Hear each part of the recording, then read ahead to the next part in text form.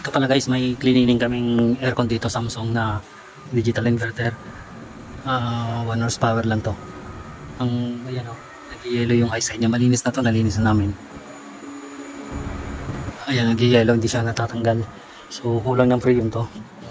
Dadagdagan ko na lang to. Ito yung loob niya. So ito yung indoor niya. Ayan o. Ayan yung yellow niya. So kulang to ng freon. So dagdagan ko na lang muna to. Kunin ko lang yung freon doon sa shop. So bali to guys, namatay yung compressor muna. Hinakargaan ko na to. 75 na lang yung laman nito kanina. Pagsalpa ko ng gauge na dyan na lang siya. 75 na lang. So namatay muna yung outdoor. So antayin ko lang muna siya. I-assemble ko lang dyan sa loob.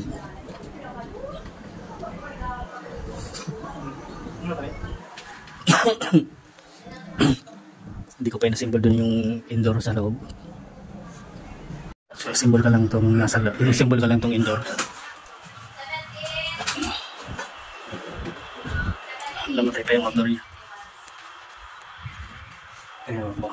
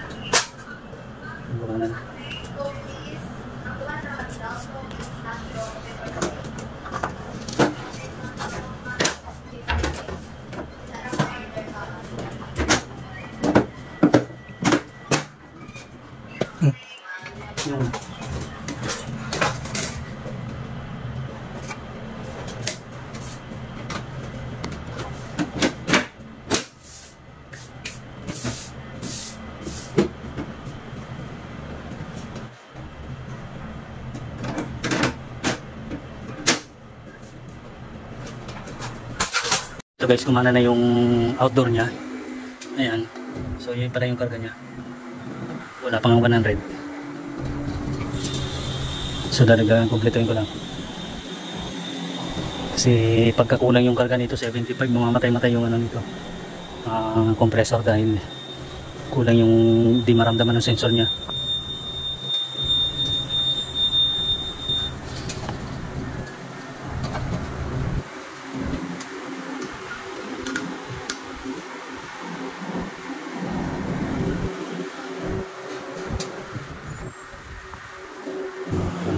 So yan, gumagana yung high pressure switch. Gumagana yung high pressure niya. High pressure switch yan, kaya umuugong malakas.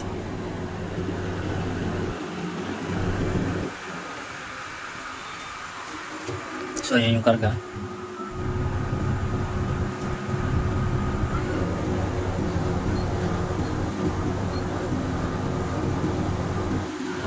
Pero malamang may leak yung ano nito, itong condenser na to kasi aluminum to. Tapos malapit sa dagat kasi dito, maalat yung hangin. So aluminum to, malamang may leak yung ano yan. Pag nawala tong kinarga namin dito, nag-yellow ulit to, saka namin take off full down.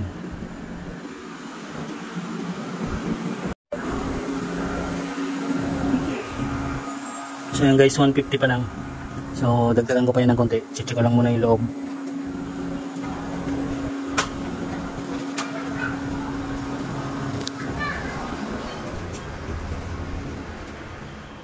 Yun. Lamig na, nasa 24 pa lang yan. Pero lamig na ng buga niya.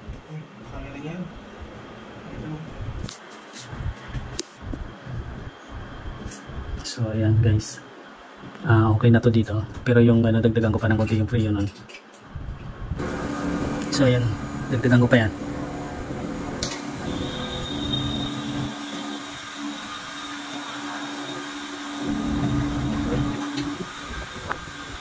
Nagkagang ko ito mga 160.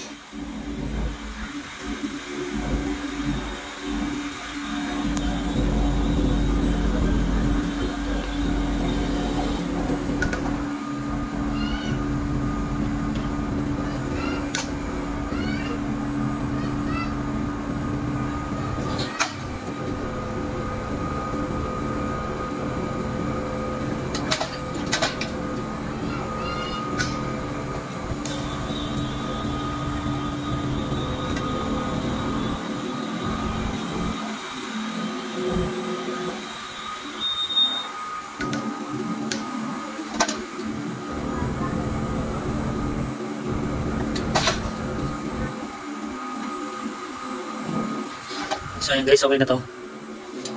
Yan, okay na yan.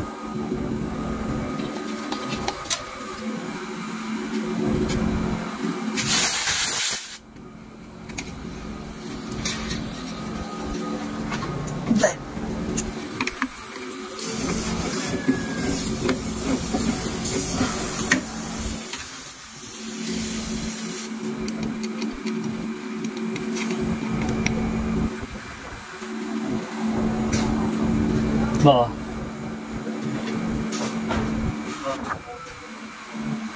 Ito, kunin mo na to.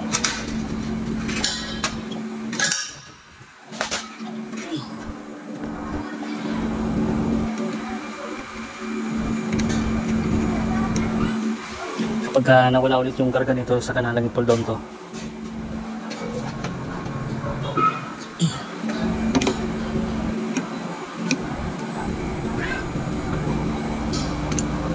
So ayan, okay na yan guys.